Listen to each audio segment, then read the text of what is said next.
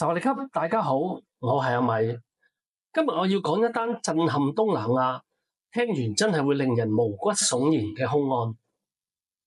呢單案發生喺泰國芭提雅，一名42歲中國湖北男子傅同遠涉嫌用極度兇殘嘅手法殺害一名25歲泰國跨性別性工作者。死者被開膛破肚，心臟同隆胸嘅直膠袋都被挖出嚟放喺屍體嘅旁邊。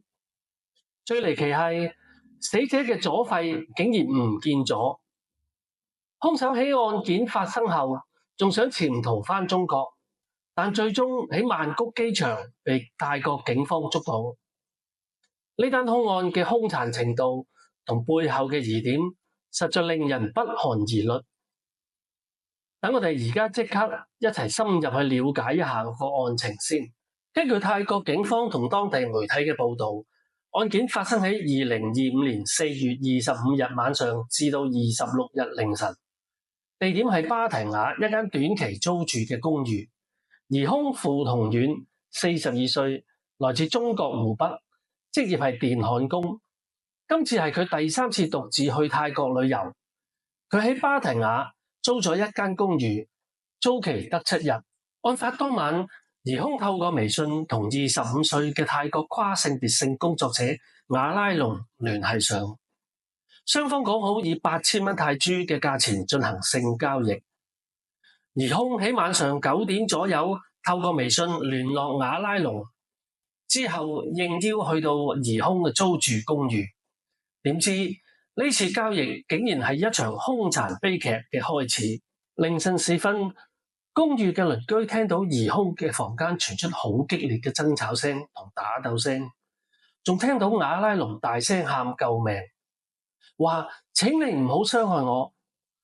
但大概過咗1個鐘頭，房間突然變得好靜，再冇任何聲響。警方事後推斷瓦拉隆可能係呢個時候已經被兇手殺害。更恐怖嘅係，兇手喺殺害瓦拉隆之後，竟然仲喺現場用兇殘嘅手法肢解死者。警方喺公寓浴室裏面揾到死者，佢全身赤裸，身上由頸到私處布滿刀傷，內臟外露，心臟同埋隆胸用嘅直膠都被兇手挖晒出嚟，放喺屍體旁邊。最離奇嘅係，死者嘅左肺完全唔見咗。兇手傅同遠被捕後拒絕交代左肺嘅下落，呢點成為兇案最大嘅謎團。喺殺害瓦拉隆後，兇手傅同遠唔單止冇即刻離開公寓，仲冷靜到喺兇案現場嘅房間過咗1晚，直到喺4月26日嘅凌晨6點，佢先至拎住行李急急腳搭車去曼谷素萬那普機場，試圖搭飛機潛逃返中國。幸好公寓嘅鄰居喺聽到凌晨嘅打鬥同呼救聲後，及時報警。警方揾到公寓嘅管理員敲門，冇人應門，於是揾公寓嘅管理員用後備鎖匙開門入去，點知就喺浴室裏面揾到死者瓦拉隆嘅屍體，場面慘不忍睹。泰國警方即時行動，聯繫移民局，喺機場成功逮捕正在準備登機嘅疑兇。據報，傅同遠被捕嗰陣時，面上仲有明顯嘅爪痕，相信係之前同死者瓦拉隆爭執嘅時候被刮傷嘅。疑兇傅同遠喺被捕後透過翻譯員承認自己殺咗死者瓦拉隆，但對於點樣肢解死者同左肺去咗邊，佢完全閉口不談。佢話案發當晚因為死者瓦拉隆收咗佢8000蚊泰銖後，同佢嗌交，仲將佢踢咗落床，激嬲咗佢。佢一時情緒失控，用雙手勒斃對方。佢仲話之後因為出於對死者身體嘅好奇，先至對死者開膛破肚，但完全否認有盜取器官嘅意圖。但警方同外界對佢嘅供詞好懷疑，原因有以下幾點：一、警方揾到傅同遠用嚟肢解死者嘅工具，包括剪刀、圓形刀片切割器、索帶同大型嘅編織袋，全部都係佢喺案發前喺附近嘅雜貨店買嘅，仲有閉路電視片段做證。如果只係一時衝動殺人，點解一個普通遊客會特登準備呢啲兇器呢？呢點好似話俾我哋知，兇案係有計劃嘅。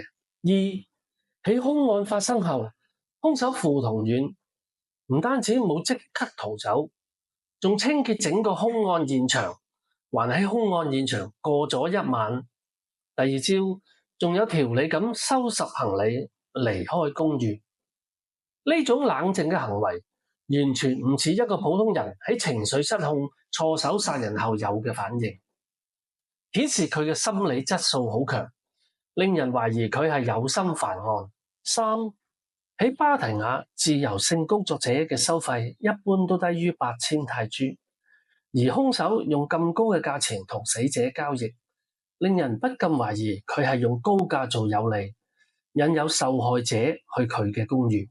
四，死者嘅左肺到而家都仲未揾到，有啲小道消息話兇手可能食咗個肺，但警方覺得呢個可能性唔大。兇手只係一個普通電焊工，專程飛去泰國，仲帶備兇器同俾咁高嘅交易費，背後嘅動機好似唔簡單。呢單兇案嘅兇殘程度同疑點真係令人聯想到更深層嘅犯罪動機。兇手傅同遠今次喺泰國嘅行程，從帶兇器、租短期公寓，到用高價引誘受害者，再到左肺唔見咗，種種跡象都指向一個有組織、有預謀嘅犯案，而唔係單純嘅一時衝動錯失殺人。另外，死者作為跨性別性工作者，喺泰國屬於比較弱勢嘅群體。佢哋好多時因為經濟壓力要做高風險嘅工作，容易被犯罪分子盯上。呢單兇案亦都提醒我哋要多啲關注性工作者同跨性別人士嘅安全問題。截至2025年4月29日，泰國警方仲喺度調查緊兇案嘅細節，特別係揾緊死者亞拉隆嘅左肺嘅下落，同兇手嘅真正動機。警方計劃透過分析閉路電視同其他證據，還原案發經過。兇手傅同遠而家被扣押喺芭提雅警局，等緊進一步審訊。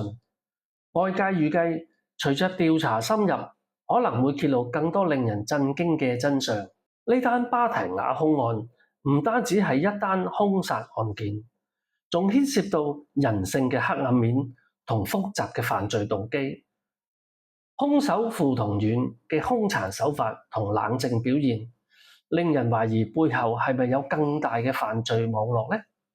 而受害者亞拉隆嘅悲劇，亦都被我哋一個警號，但仲需要多啲關心社會上嘅弱勢社群。如果你對呢單案有咩睇法，記得喺下面留言。如果鍾意我呢個頻道，請你訂閱、點讚、分享俾你嘅朋友。記得撳埋個啷啷，一有新片就會自動通知你。多謝大家收睇，我哋下次再見。